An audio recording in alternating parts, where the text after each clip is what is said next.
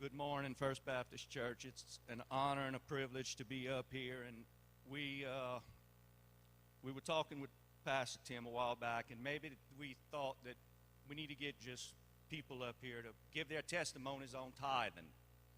Now, good folks, I remember the first check I wrote. My daddy made me write it. I was 16 years old. We were farming. Daddy was paying us a little bit of money on the farm now. Went on ahead, and we opened us up a checking account. Well, I did. Went on ahead, and one Sunday morning, we were getting ready to go to Sunday school and church, as we always did. Daddy called me. He said, Tommy, he said, where's your checkbook? I said, it's in my room. He said, go get it. I need for you to write me a check. Now, folks, I was thinking, he must be very hard-pressed for money to borrow money from me. I didn't know what was going on. Now, went on ahead, I went and got the checkbook, sat down at the snack bar in the kitchen, went on ahead, and I said, how much money do you need? He went on ahead and told me. I wrote it in the little box. I said, who do I make the check out to? He said, Pilgrim Rest Baptist Church. And he said, on that line down there in the left-hand corner, you write tithe. I said, okay, now, folks, you got to remember something. We grew up in church. We knew about tithing. But whenever you're 16 years old and you're making a little money in that, you know, you kind of forget. We all do. We all have. So I went on ahead and gave the church the check. Now, Daddy told me. He said, first of every month, he said, you write a check to that church for that much. And he said, whatever church you go to after that, he said, you write a check for that amount. So we did. Kept on going. Everything's good. Now, folks, I'm going to tell y'all something right now. The reason that God calls for us to tithe, and I've been doing some research on this. I was finding stuff in Genesis. I didn't know tithing went that far back in the Old Testament.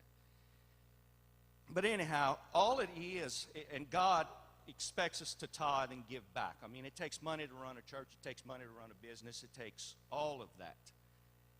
And I'm not saying that if you give money, and I know it's 10%, that's fine. But I know a lot of college kids, and I remember I went to college. I did. I know it's hard. Luke, you know, it's going to be hard, bud. I went for 2 days, dropped out on the third day, and I was only taking one class. That's the truth. I ain't going to lie. That is the truth. Mama wanted to kill me.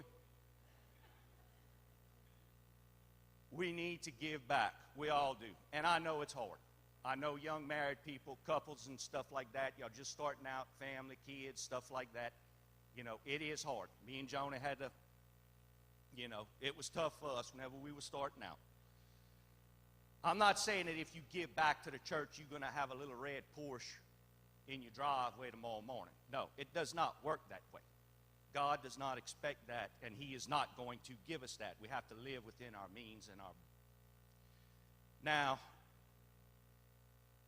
me and Joni have been blessed. We got married. I had to remind her of that last night. It's been 14 years. And whenever we first got married, she was still in college. Well, she was graduating. But anyhow, we had to go to the bank and open a joint checking account. Well, we went to the bank and did that, and then we were leaving the bank, and we got in the car, and she said, who is going to take care of our financial business at home? I said, I can. It's no big deal. She said, do you have a budget? Do you follow a budget? I said, a do what? And she said, well, apparently you don't have a budget. Folks, I did not, but I had money coming in and that, and I was all right. I was single, living by myself, and no big deal. Went on ahead, and I started thinking, and we were just married. And I said, you know what, this is your first lesson about being married. If she wants to do it and she needs a budget, then keep your mouth shut and let the woman do it. That's how it works. So anyhow, she did. She got on the computer, and she printed out us a budget. I looked at the budget this morning just to double check and make sure myself But the second line in our budget is tithe. We never stop giving. Times get tight sometimes, all of that stuff. Whenever the kids were younger, yes. I mean, it got a little frantic for a while. But we always kept giving to the church.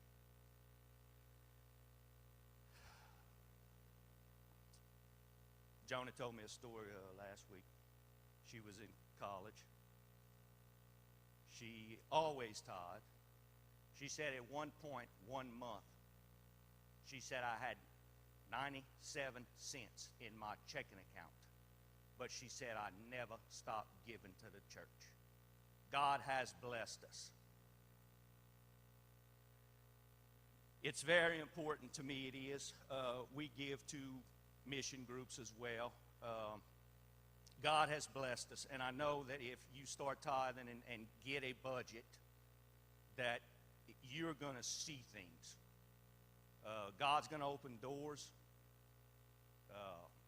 It might not be the doors that you want him to open, but there's always good that comes out of that. Y'all know that I'm a rice farmer, soybeans and crawfish. And I heard a Baptist preacher standing right there several years ago. He said, we are servers to God. We are.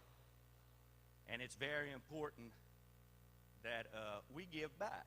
And he said something that triggered it. He said, they got some farmers in here. He said, all the rice, and it's true, all of the rice, soybeans, that's not mine. It is on paper, but it's not mine. I serve the Lord. I feed the world. So in other things, it's obedience. I think that we need to tithe. It's just simply because of obedience to God. That you give back.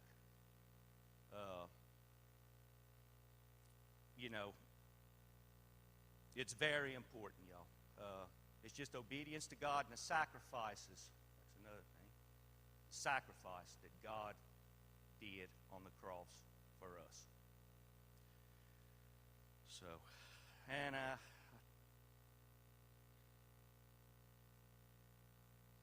was something else I wanted to say, but I can't remember. So I'm just going to shut up and go sit down.